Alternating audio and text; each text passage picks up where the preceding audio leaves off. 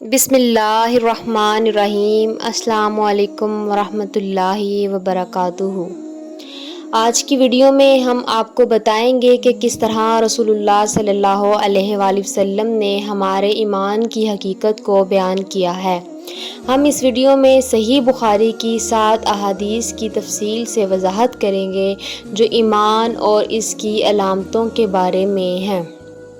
حدیث نمبر 1 ہے، رسول اللہ صلی اللہ علیہ وآلہ وسلم نے فرمایا، اسلام کی بنیاد 5 چیزوں پر قائم کی گئی ہے۔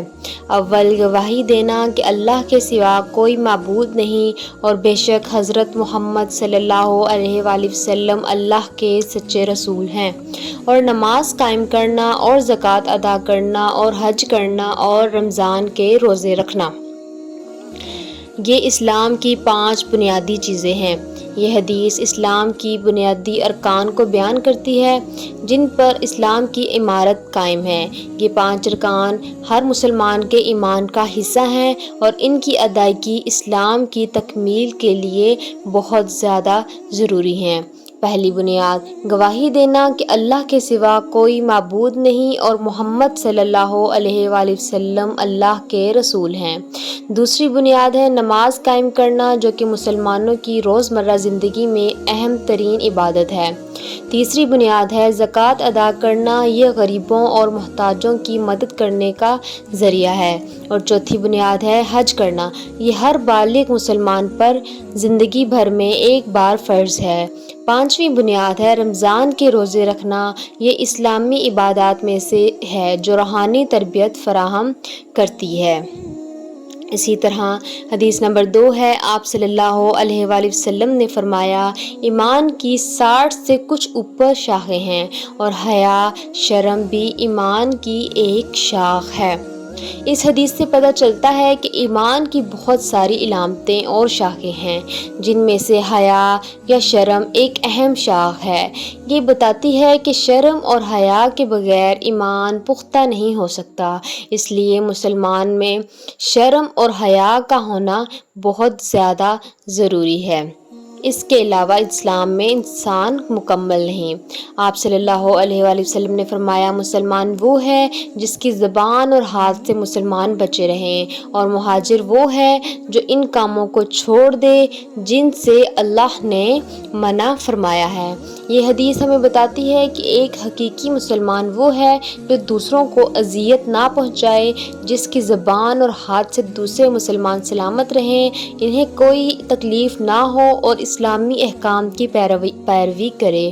اور مہاجر وہ ہے جو گناہوں کو چھوڑ دے، صرف نیکی کا کام کرے اور نیکی کا حکم دے۔ حدیث نمبر 4 ہے، لوگوں نے پوچھا، یا رسول اللہ صلی اللہ علیہ وآلہ وسلم، کون سا اسلام افضل ہے؟ تو نبی صلی اللہ علیہ وآلہ وسلم نے فرمایا، وہ جس کے ماننے والے مسلمانوں کی زبان اور ہاتھ سے سارے مسلمان سلامتی میں رہیں۔ اس حدیث میں اسلامی اخلاقیات کو اجاگر کرتی ہے کہ ایک بہترین مسلمان وہ ہے جس کے ہاتھ اور زبان سے دوسرے مسلمان محفوظ رہیں۔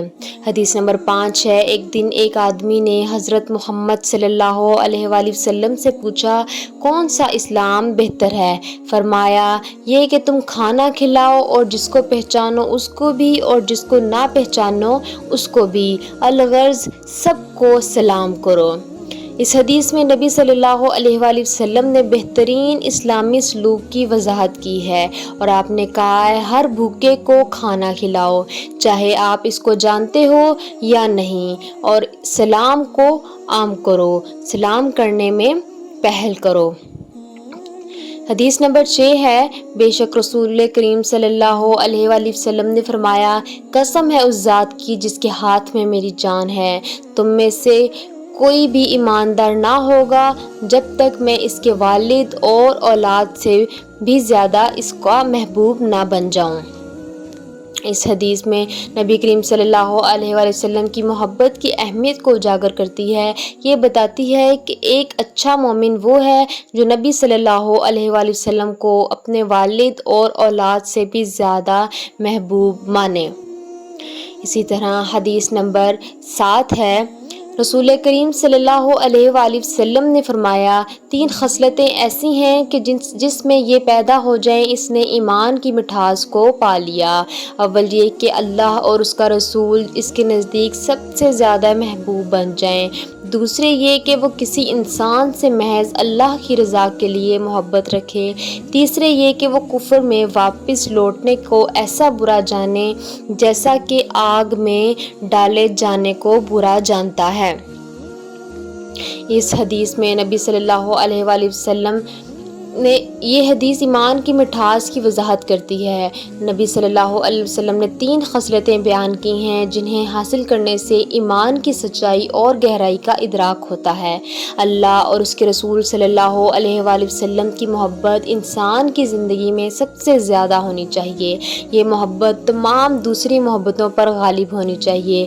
کسی بھی انسان سے محبت صرف اللہ کی رضا کے لیے ہو، نہ کہ ذاتی فائدے یا دنیاوی فوائد کے لیے۔ کفر یا دین سے انحراف کو اس قدر برا جاننا جیسے کہ آگ میں ڈالے جانے کو برا سمجھا جاتا ہے، یہ ایمان کی حقیقت کو سمجھنے کی علامت ہے۔ امید ہے کہ آپ کو یہ ویڈیو پسند آئی ہوگی اور ان احادیث سے آپ کو ایمان کی اصل حقیقت سمجھنے میں مدد ملی ہوگی۔